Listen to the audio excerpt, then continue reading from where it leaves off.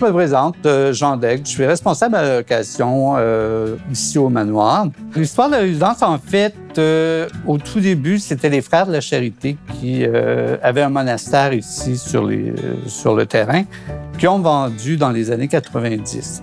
Et à l'époque, c'est monsieur et madame Labelle qui ont acheté le monastère et qui l'ont converti en résidence de personnes âgées. La grande différence ici, c'est la qualité des soins, c'est la quantité de soins qu'on peut offrir à l'autonome. Ceux qui sont en perte d'autonomie, semi-autonomes, on va pallier à leurs besoins. Ceux en perte cognitive aussi, donc démence, Alzheimer et tout. Donc, on a vraiment un étage spécialisé qui leur offre l'encadrement nécessaire. Donc, c'est vraiment une résidence évolutive en ce sens qu'une personne peut rentrer autonome. Son état de santé, sa situation change, mais on va s'adapter avec lui à ces différentes phases. Les avantages que je trouve à vivre ici, c'est la sécurité en premier. Et avec ce qui m'est déjà arrivé, je ne veux pas me retrouver toute seule. Tandis qu'ici, il y a un système d'appel le matin. On nous appelle.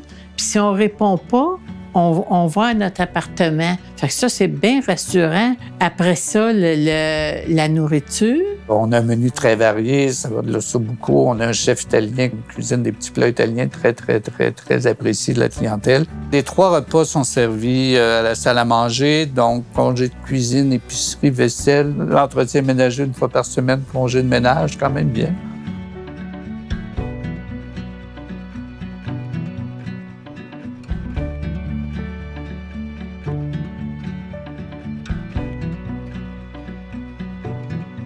On offre 230 unités là, à nos résidents, sous forme de studios ou encore des studios type loft, si vous voulez, ou encore des unités avec chambre fermée, avec espace, salon, cuisine.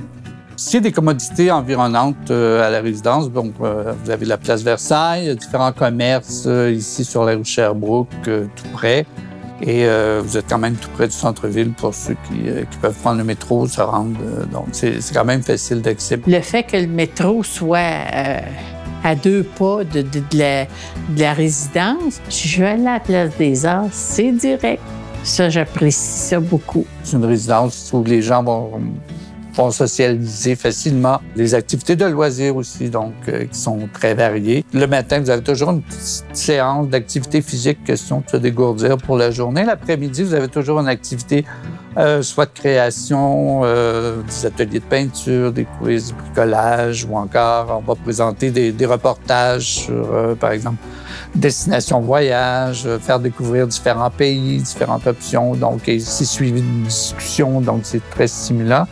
Et je pense que l'activité qui stimule le plus nos résidents, c'est vraiment toutes les semaines, on reçoit un pianiste. Et c'est pas nécessairement une chorale, mais les gens prennent leur cahier de chant et chantent en chœur. Donc, c'est très stimulant à ce niveau-là. Les gens apprécient beaucoup le côté musical. C'est rassembleur, c'est vivant. Donc, ça amène un peu d'énergie à nos résidents à ce niveau-là.